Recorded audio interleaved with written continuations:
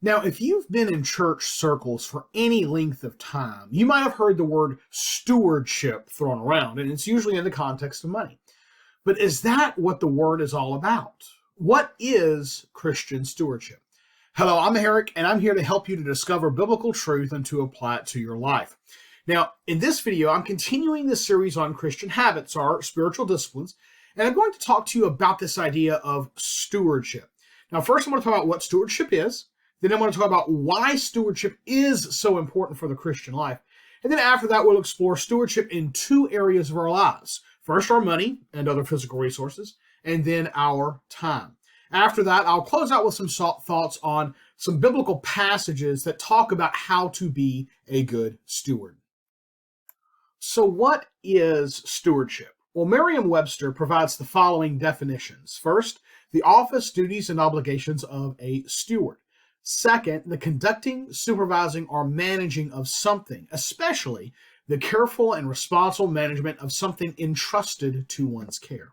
Well, nowadays, stewardship and stewards are really not part of our everyday language, at least not where I'm from. But you might be familiar with the concept if you've read or seen The Lord of the Rings. The character Denethor is the steward of Gondor. Now, the stewards have been entrusted with the kingdom in the absence of the royal line. Now, Denethor might not be the best example of what it means to be a steward, but his position shows us what we're talking about. So what do we mean when we talk about stewardship in a Christian setting? Now, oftentimes people use this word to talk about money and nothing else. And that's a problem because there is so much more to this word. Stewardship is not to be understood as simply an action, but an attitude that should be habitual to us. Now, yes, there is a financial element to it, but stewardship is about us, to borrow from Merriam-Webster's definition, carefully and responsibly managing everything that God has entrusted to us as individuals, as families, as churches, as groups of churches. Now, Adele Calhoun gives this definition for stewardship, and it's a good one. Stewardship is the voluntary and generous offering of God's gifts of resources, time, talents, and treasures for the benefit and love of God and others. Now, before we look at how we are to be good stewards and practice good stewardship, I think we can benefit from understanding the why of stewardship in the first place. Where does this concept of stewardship in the Christian life come from? And why is this a habit that we believers need to develop? Now, the concept of stewardship goes back to the beginning, all the way back to Genesis chapter 1, particularly verses 26 through 28, with the creation of man. And these verses read this: Then God said, Let us make man in our image, according to our likeness, and let them rule over the fish of the sea, and over the birds of the sky, and over the cattle, and over all the earth, and over every creeping thing that creeps on the earth. God created man in his own image, male and female he created them. God blessed them, and God said to them, Be fruitful and multiply, and fill the earth and subdue it, and rule over the fish of the sea, and over the birds of the sky, and over every living thing that moves on the earth. Now, what we see here is that God created mankind to rule over his creation and to subdue it as his sub-rulers. Now, mankind was entrusted with this dominion over creation. Some might hesitate here at this, though, because it has been observed by more than a few people that taking these verses seriously, and there's nothing wrong with taking these verses seriously, I take these verses seriously, but in such a way that it has led to exploitation and destruction of numerous environments around the world, species going extinct, that sort of thing. Now, the verbs here can give us that sense. After all, rule over carries the idea of domination. Subdue is literally to trample on something. But see, there's something that we must not forget when we're looking at these verses. And John C.L. Gibson writes the following, and it's a little lengthy quote, but I think we could benefit from the entirety of his little talk about this. He says this: A sensitive Hebrew would immediately see what the author was driving at. He would recall the very similar verses about man in Psalm 8, verses 6 through 8. Thou hast given him dominion over the work of thy hands. Thou hast put all things under his feet. That's what that verse says. And how just before that, the psalmist speaks of God crowning man with glory and honor. The verbs belong to the vocabulary of kingship. They were autocratic, imperialist verbs. But the generality of human beings were not kings.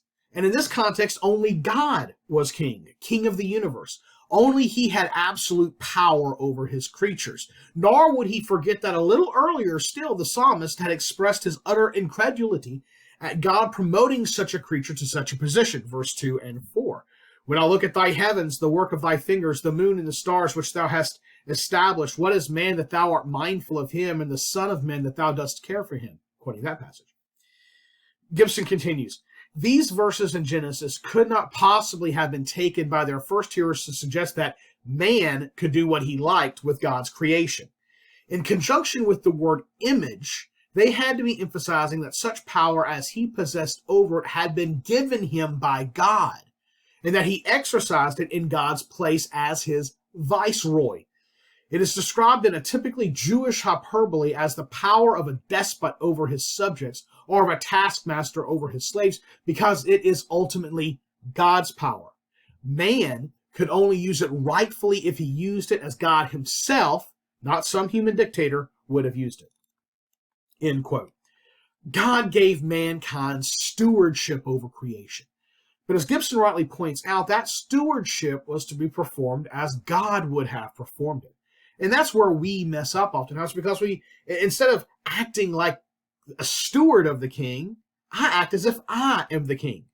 Gibson was writing about creation, meaning the physical world, but the concept is to be applied to every facet of our life, including our life itself. You see, stewardship boils down to this core fact. God, as creator of everything, is the owner of everything. And as the owner, it is his right to delegate responsibility.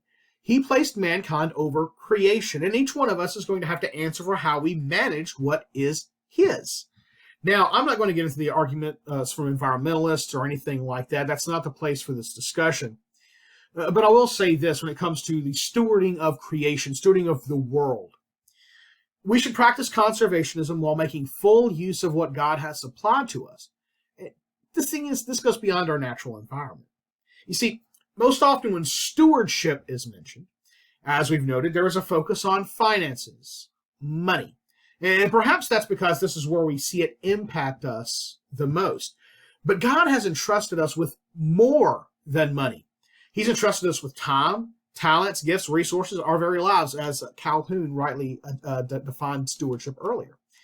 J.C. Ryle writes this: our gifts, our influence, our money, our knowledge, our health, our strength, our time, our senses, our reason, our intellect, our memory, our affections, our privileges as members of Christ's church, our advantages as possessors of the Bible, all our talents. Whence came these things? What hand bestowed them? Why are we what we are? Why are we not the worms that crawl on the earth? There's only one answer to these questions. All that we have is a loan from God. We are God's stewards. We are God's debtors. Let this thought sink deeply into our hearts. And that's the amazing thing right there. Everything we have belongs to God. Does that affect the way you think about things, about your money, about your time, about your talents, about all these various things, about your life itself? Does that thought that everything, including you, belongs to God, affect how you live?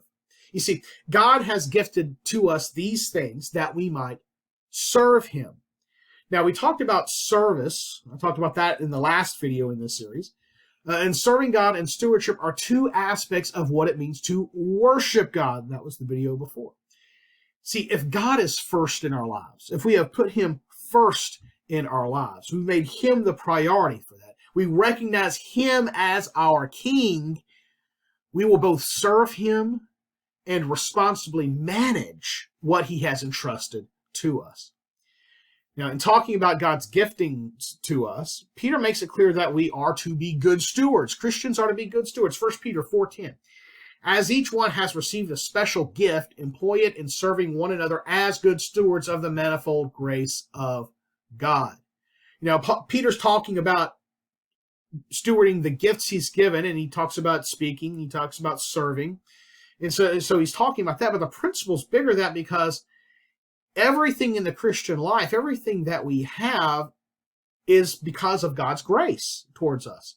We don't deserve any of it, but he gives it anyways. P. N. Hillier puts it this way.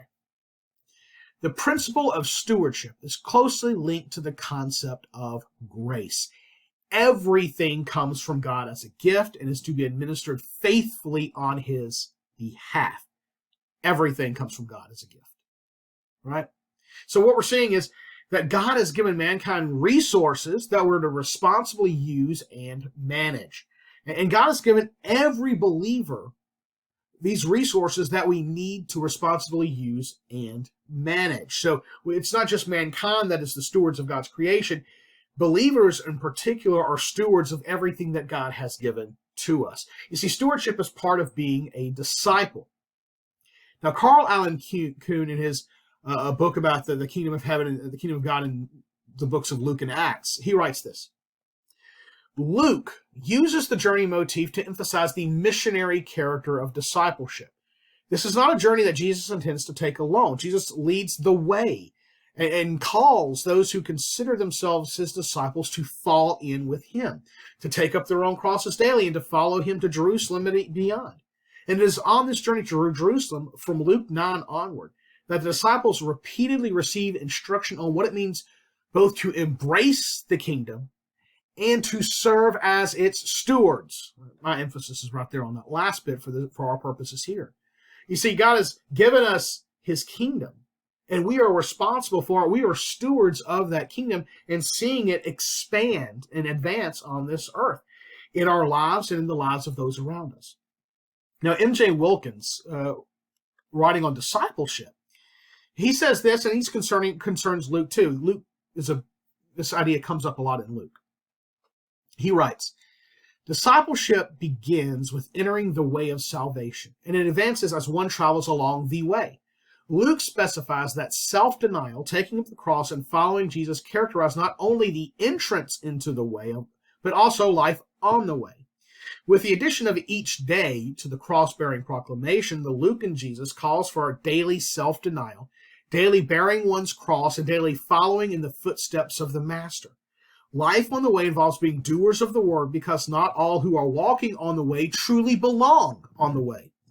Public statements of commitment must be judged by the fruit of one's life. That fruit consists, at least in part, in loving and doing good to others, proper stewardship of material possessions, servanthood, prayer, and testimony to the way. End quote. So we see as part of this discipleship that stewardship of the resources we've been given is part of being a follower of Jesus. So every believer has been given the task of being a good steward. It is expected of us.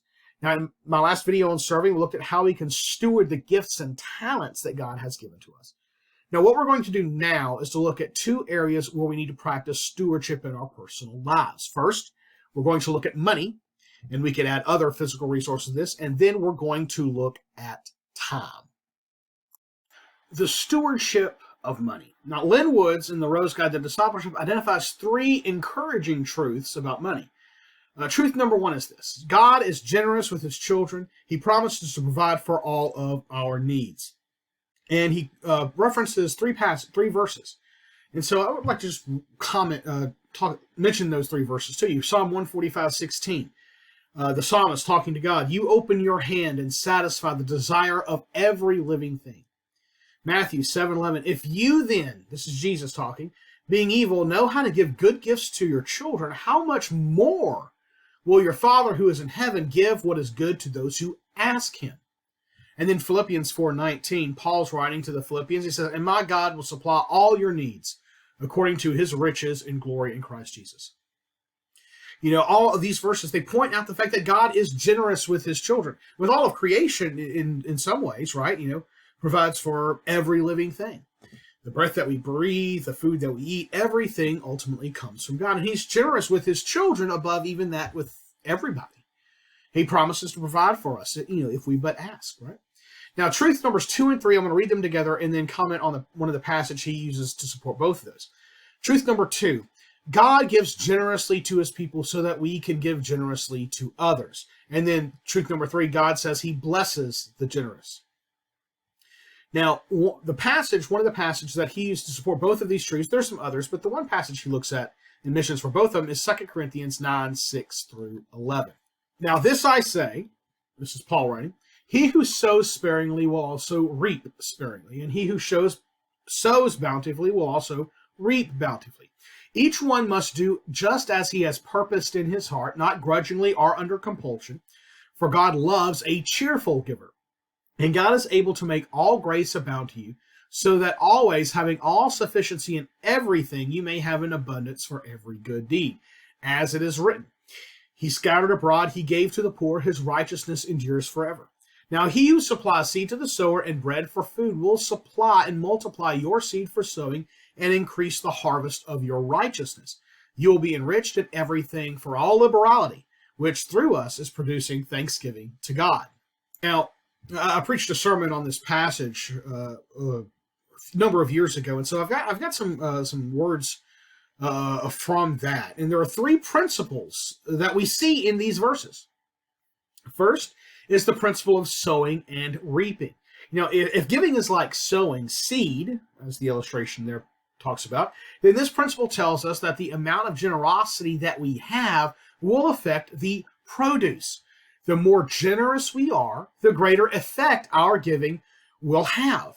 And interestingly, the word for bountifully here is the idea of blessing. So when we sow with blessing, we will reap with blessing.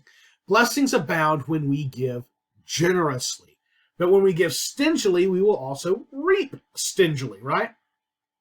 The second principle found in these verses is that of intentional giving.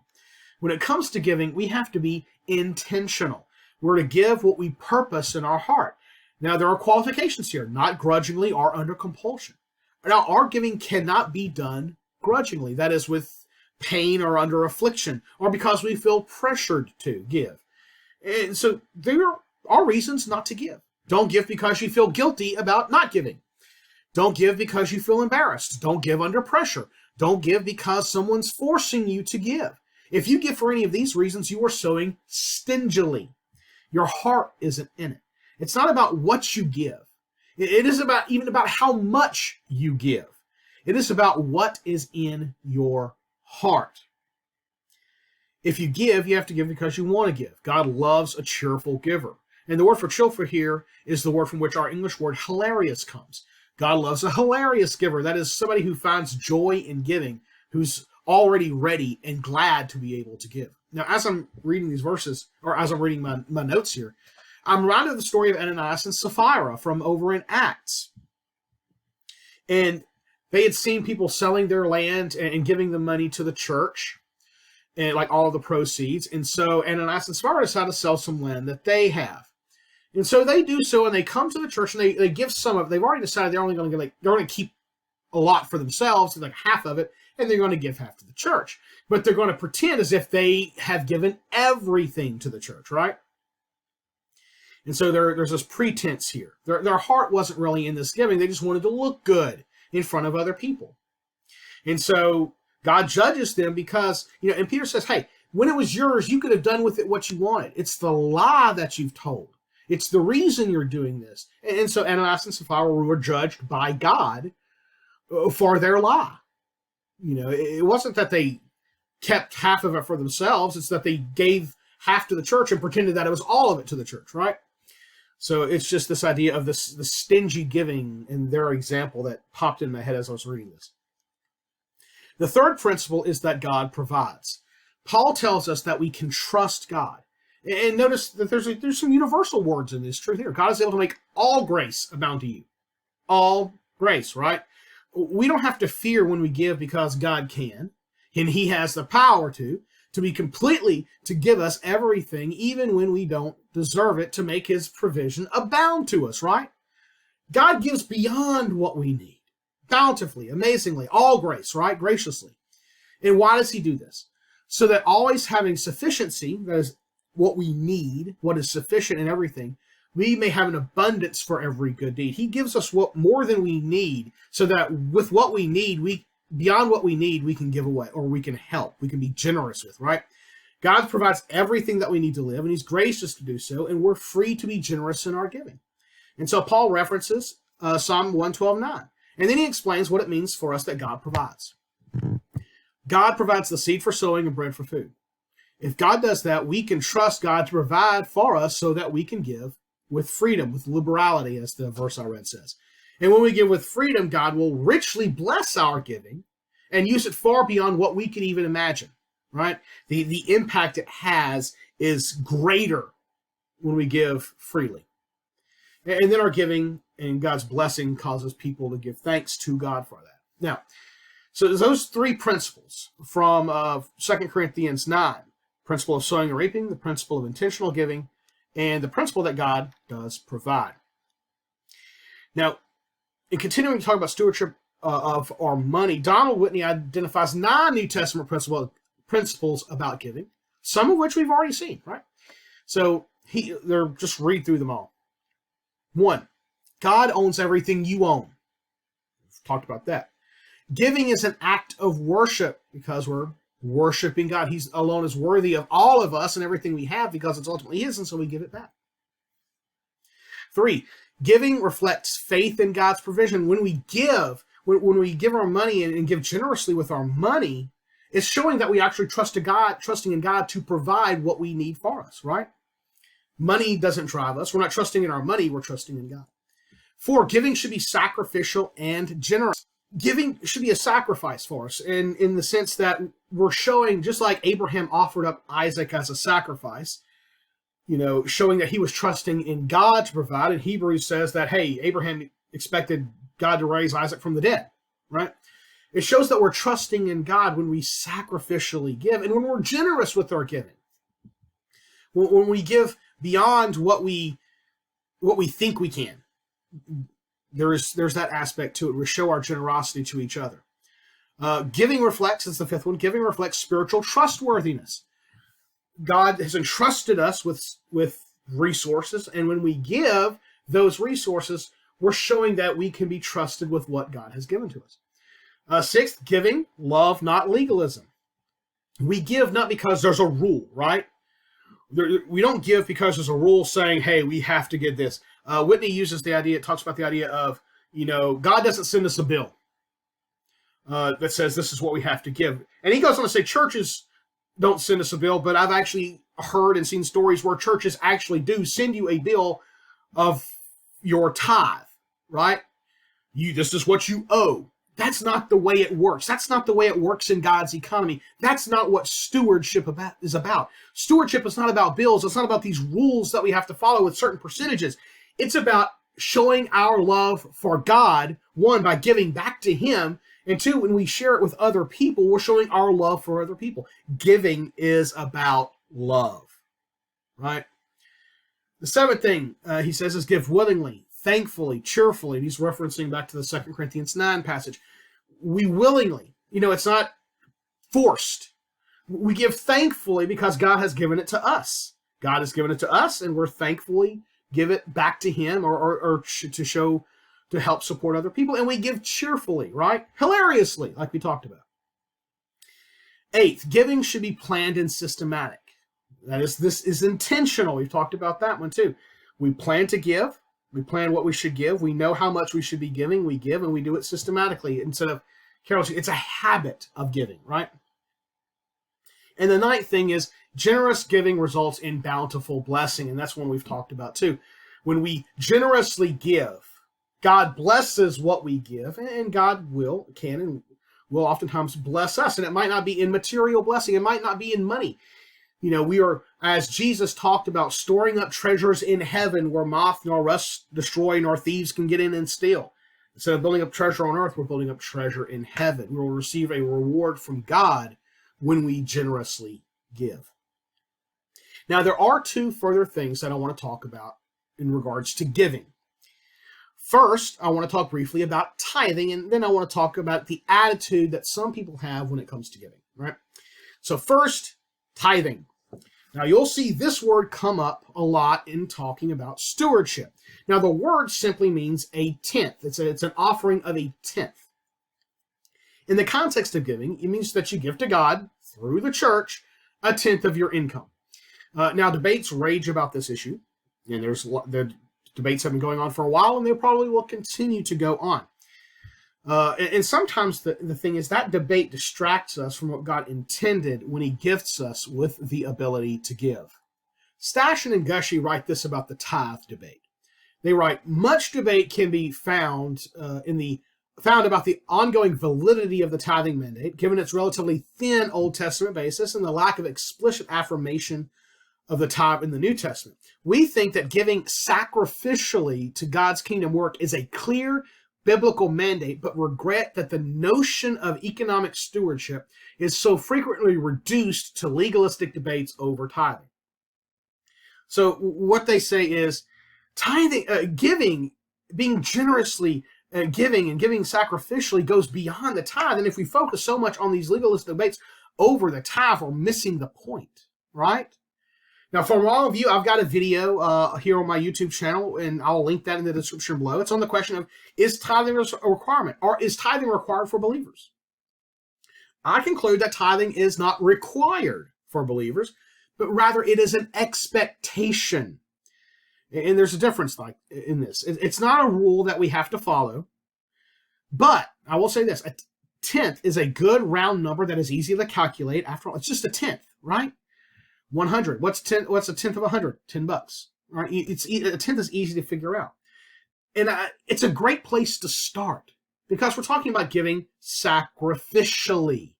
That's the idea behind giving to God, is God provides for us everything we need so that we can give beyond, so that he can provide more, right? Now, for some people, a tenth is a stretch, right? A tenth is a stretch. It's just doing it's hard. For others, a tenth is a drop in the bucket, and they could be actually giving more to be sacrificial. Now, so this is why I think the debate over the tithe misses the whole point of what we're going about. The idea behind all of this is that we give as God leads us to give. Us as individuals, as families, as churches, to other organizations cooperating together. But we're to give intentionally, cheerfully, generously, and with the trust that God will provide what we need. Now, the second thing I want to bring up is an attitude that some have regarding giving. Now, some think that because they give to the church, and maybe they even give abundantly to the church, that they have some authority over the church or its leadership beyond that which any other member has. They hold their giving or their lack of giving as a carrot or a stick to make sure things are done their way. Now, this isn't just an issue for the modern church. It's something that can be seen throughout history. David de Silva writes about the concept of patronage in the ancient world and how some of that idea might have carried over into the church. To give you some background, part of the social fabric of ancient Greco-Roman culture, that's the culture in which the Bible was written, throwing Judaism. A lot of Judaism had already taken on some Hellenistic understandings at that time too. What they're talking about here is something called the patron-client relationship. Now, Molina and Rohrbaugh define the patronage system in this way. They say this: patron-client systems are socially fixed relations of generalized reciprocity between social unequals in which a lower status person in need, called a client, has his or her needs met by having recourse for favors to a higher status, well-situated person, called a patron.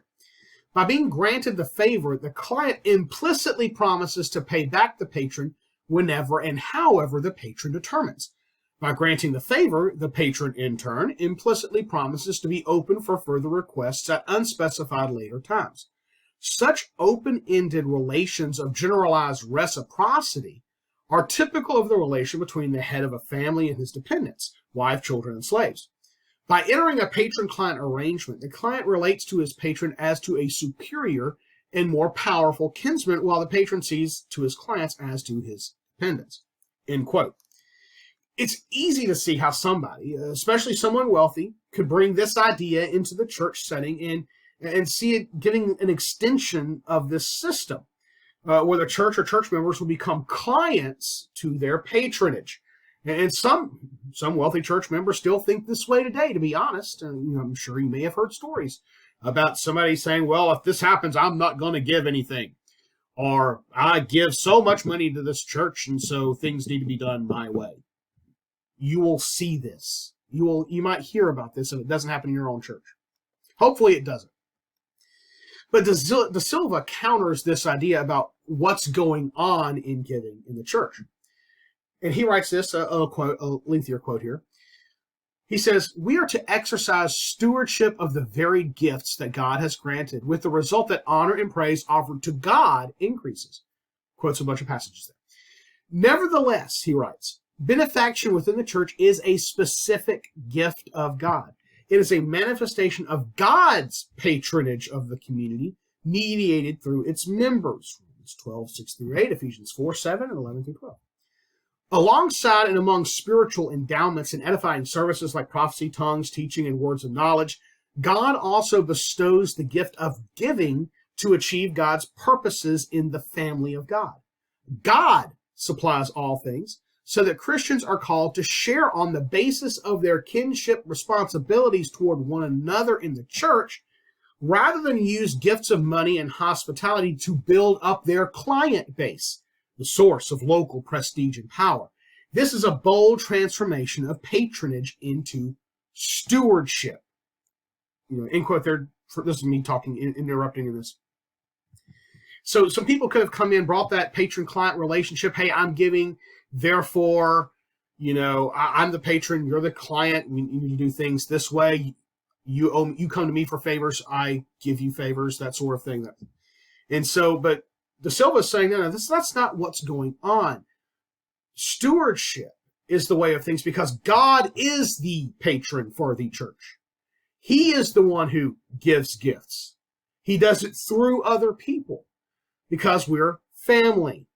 And that's the way this works. It's transformation of patronage to stewardship. De Silva continues, "Much tension within contemporary churches could be relieved if we took to heart Paul's paradigm shift for patronage. Those who contribute to the local church do not lay the minister or the congregation under obligation, but are enacting faithfully their service to God and ought to be honored on that basis. They give not in order to secure a return, usually in the form of power and influence within the local church, but because God has given." End quote. We give because God gives to us. Not to get power, not to get prestige, not to look good in front of other people. We give just as service to God. And so that's all we're going to say about that. Now, some people don't like discussions of giving or our finances or anything related to their bank account. The pastor's going to preach a sermon or a sermon series on giving, and they don't show up for those few Sundays, or they don't want to talk about it. They don't want to hear it. Now, if that describes you, well, this might be an issue that you need to look into. You got to ask yourself, are you trusting God to provide, or are you trusting in yourself and your money? Is this an area of your life that you're not willing to let God be in control of? And so that is something that, if you're struggling with this, you need to think about, are you surrendering this area of your life to God? Now, while the topic of giving is controversial in some ways, it's also actually one of the easiest areas to practice stewardship. And this is especially so if you actually give a tenth, if you tithe. Now, you might need to check your attitude in giving and see if it lines up with the way that God wants you to give, but giving money can be a simple thing. And there are other physical resources that we have been given that we can use to help others in a God-honoring way. One example that comes to mind, just thinking about it, is that if you're a gardener and you have an abundant crop, right? You garden, you grow cucumbers, tomatoes, all that sort of thing. Well, providing fruits or vegetables to a family in need, that's a great way of stewarding what God has given you, right? And I'm sure there are other physical resources that God has provided to you that you can use to help benefit others and to glorify Him. Now let's talk about the stewardship of our time. And so this is the other way we can practice stewardship that we're going to be talking about. Practicing stewardship in regard to money is pretty easy. We talked about that. But doing so with time is a different matter. And it requires us to have a right worldview. And I'm going to admit, it's an area I'm still working on. And so it might be an area you're still working on too. But let's talk about this. Calvin Miller, he writes about 4 truths regarding the stewardship of time. And I'm just going to read his entire little section on this here. No, not the entire section, but excerpts from his section on this. He writes, we've been given 86,400 ticks of the second hand each day, and only 8,760 strikes of the hour hand each year. Having been entrusted with this precious commodity called time, we must realize that once spent, the treasury cannot be replenished. Thus, our stewardship of the clock must be redefined by 4 truths. 1.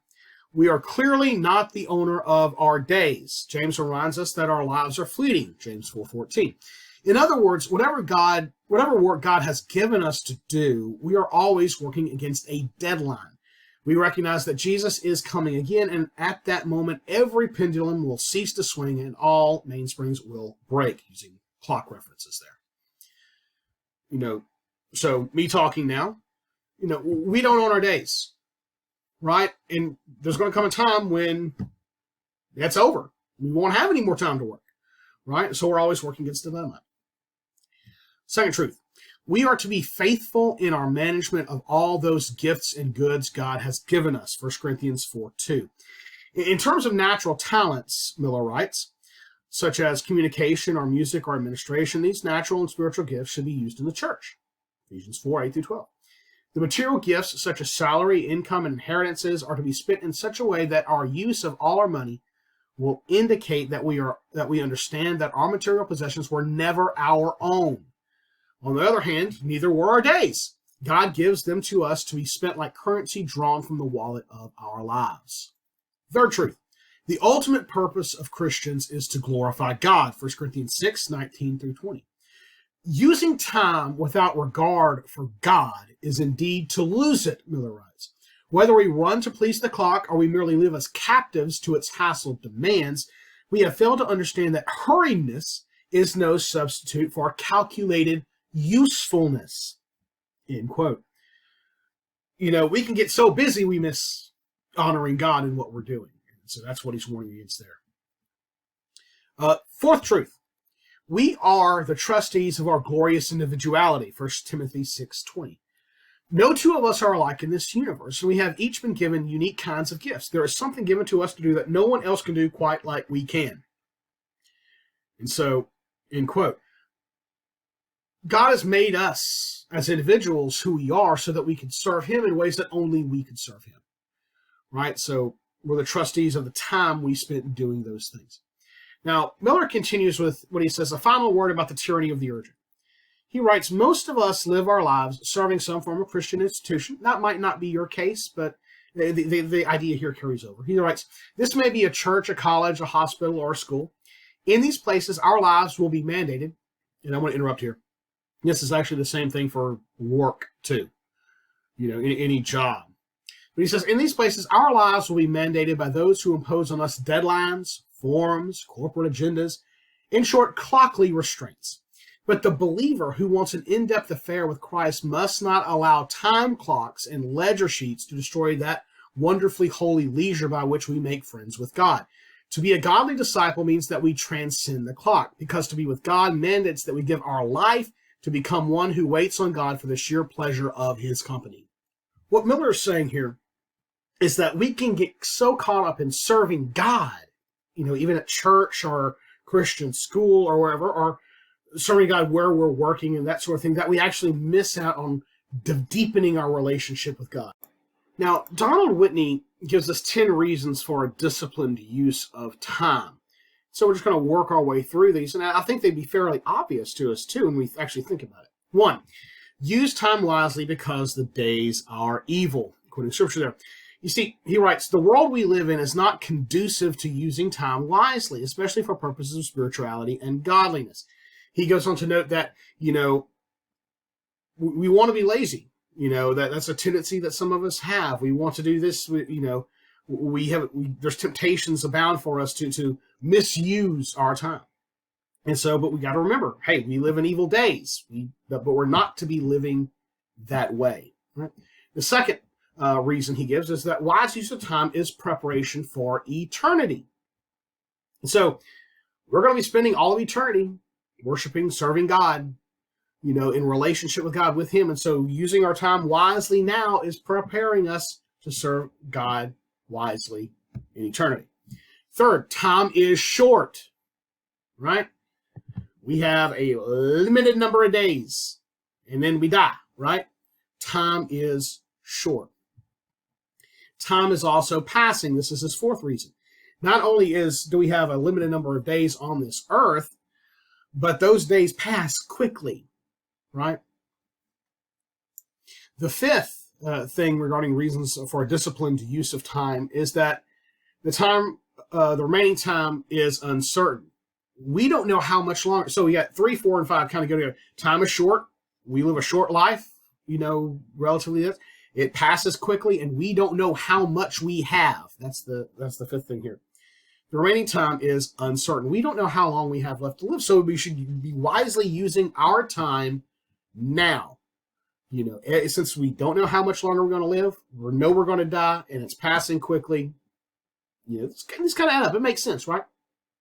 Sixth, the reason to discipline ourselves with the use of time is that time lost cannot be regained. We can't travel back in time. We can't go back and undo or to redo things. I mean, I think of all the opportunities that I've missed, the time I've wasted doing this or that and the other, and I can't go back and make it up. Neither can you. Time lost cannot be regained. It's a precious commodity, right? 7, you are accountable to God for your time. You're going to have to answer how you lived. Yep. 8, time is so easily lost. I mean, it's easy to lose time. I've laid down. I was like, okay, I'll just lay down for 30 minutes. Next thing I know, 2 hours have passed, right? It's so easy just to lose time, though. It's so easy to get caught up in doing things that we're doing something and we look up and realize, oh, time has passed so fast. We've lost so much time doing something. It might be something worthwhile. It might not be. Depending on how we're using it, that time could be lost or not. The 9th reason to discipline ourselves in the use of our time is that we value time at death. When it comes time to die, and Whitney's writing about this, he says, you know what? We don't look back at some of this. We look at all the time we've missed, that we could be doing this or that or the other. We value what we've lost, the time we've lost. We value the things we weren't able to do because we were busy doing something else that didn't ultimately matter. And so we look back at death and say, and we also wish we had more time, that sort of thing. Time is, we value it at the end of our lives. And then the 10th reason that he gives is time's value in eternity, because, as he said earlier, wisely using time now prepares us for eternity. And so he's like, if there's one thing we'll regret in heaven, is the time that we wasted doing things that weren't important. And that's my summary of what he says there. So to sum up our discussion on time and the stewardship of time, time is a precious, limited resource. It's a resource that we've been given that we often waste on things that don't really matter or that distract us from things that do matter. And so I'm going to admit, I'm still working on this one because it's so easily to waste time. And I waste time all the time, and I know I shouldn't. So I've got to ask myself some questions, and maybe you need to ask yourself these same questions or similar questions to kind of help us, for me to help me, for you to help you, to not squander the time that we have. So I've got to ask myself question number 1 here. Am I spending quality time with God? Or is the time that I'm spending with God transactional or ritual or something like that, where I'm going through the motions, or I'm doing it because it's just expected to me? Is it actually quality time? Not just time, but quality time. Sometimes it is, sometimes it isn't. That's on me. 2, second question, are there ways that I spend my time which do not honor God?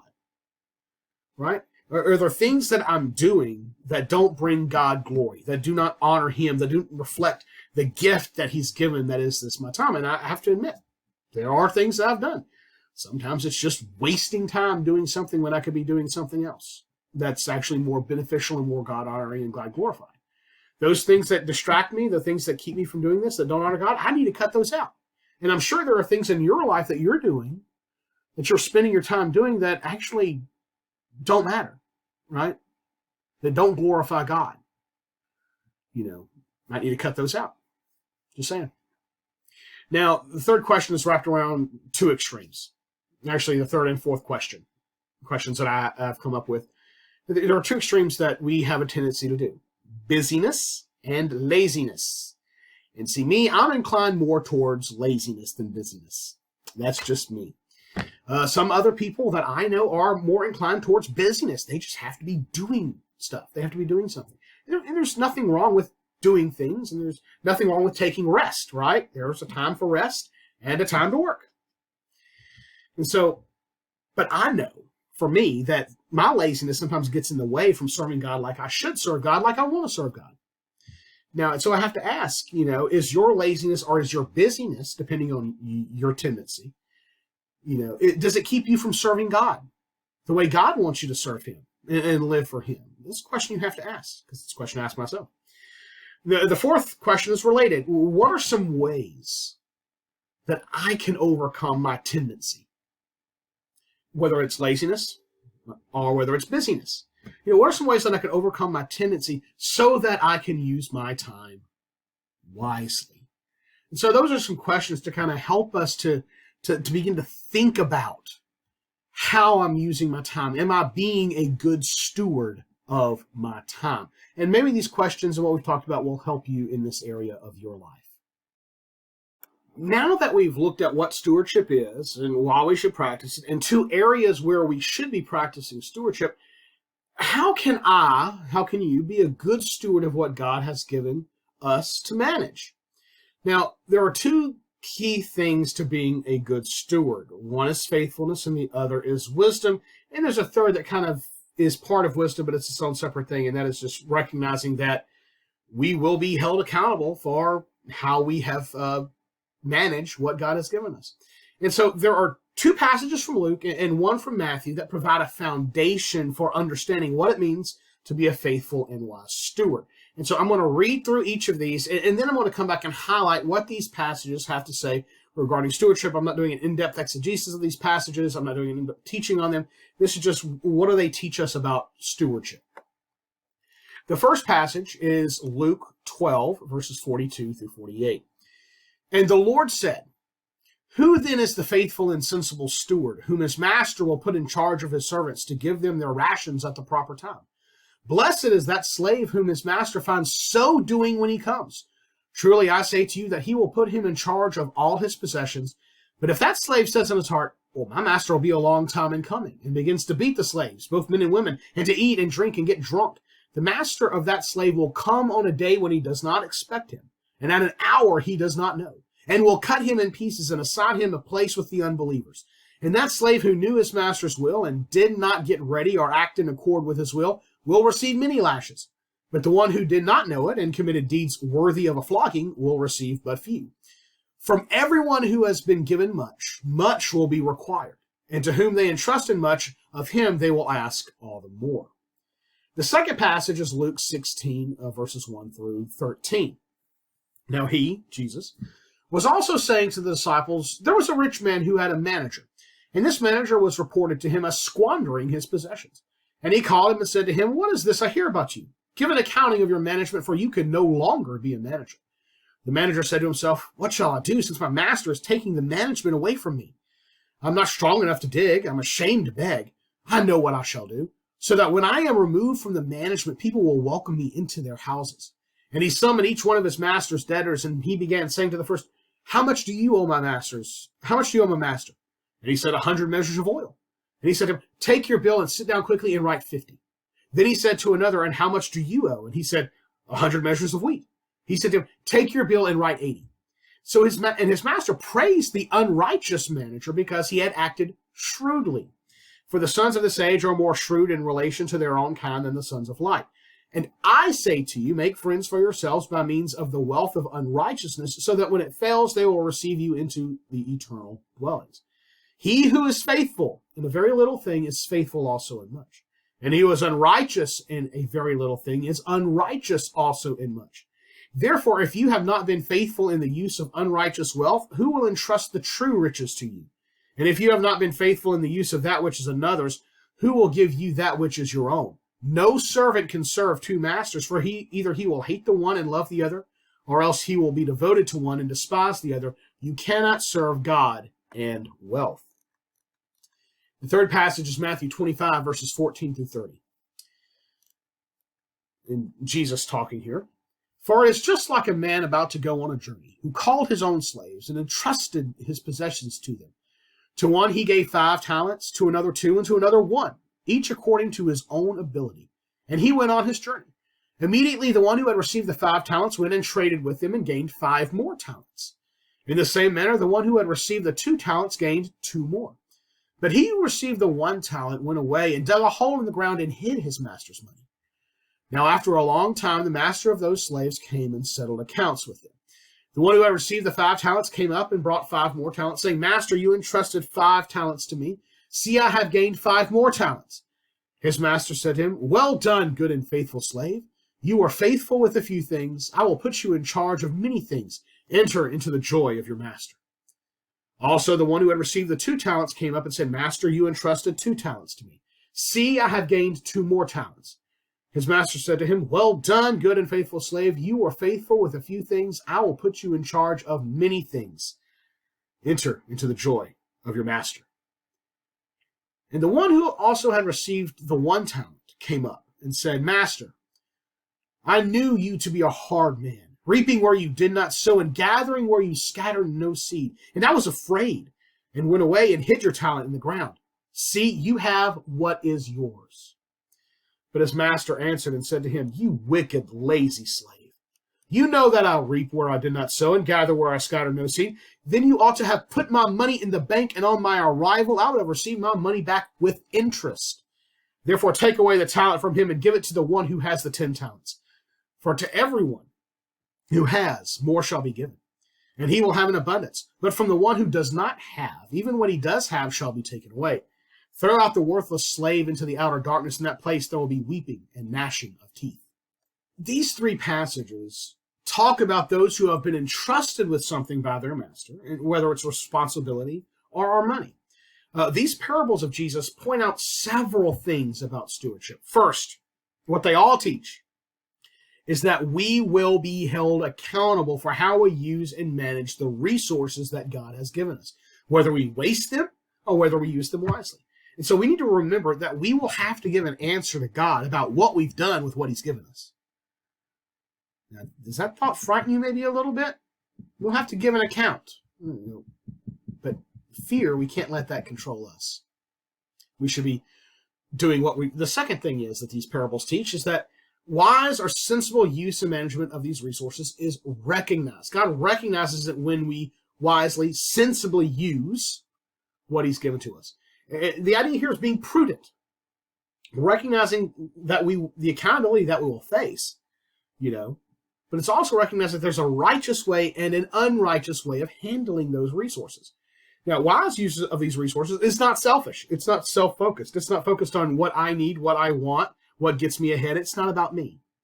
Instead, wise use of the resources, being a wise steward, it recognizes the responsibilities that we have toward God and toward those who are in our sphere of care, who we can and are to take care of. So wisdom is saying, this is God's way of doing things, and I'm going to do it God's way. The third thing that these parables teach us is that faithfulness is rewarded, and faithfulness here is trustworthiness. These parables teach us, what they have shown is that these people who are rewarded and who are recognized, they can be trusted to essentially manage what they've been given. And then if they do that, they're given further responsibilities. And such trustworthiness, it actually pleases God. So, to be a good steward, we need to recognize that we will be held accountable by God for those resources that he has given to us and how we've used them. Whether that's money, whether it's time, whether it's gifts, talents, or whether it's just the very breath that we breathe.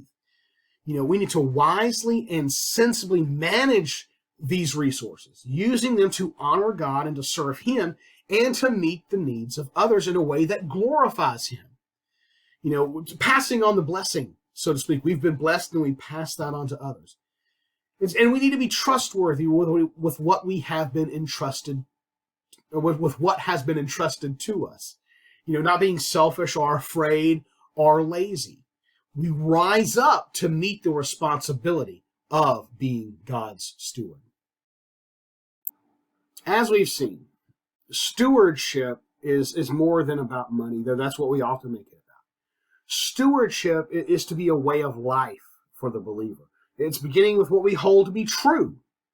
God owns everything as its creator. What we have has been provided to us by Him.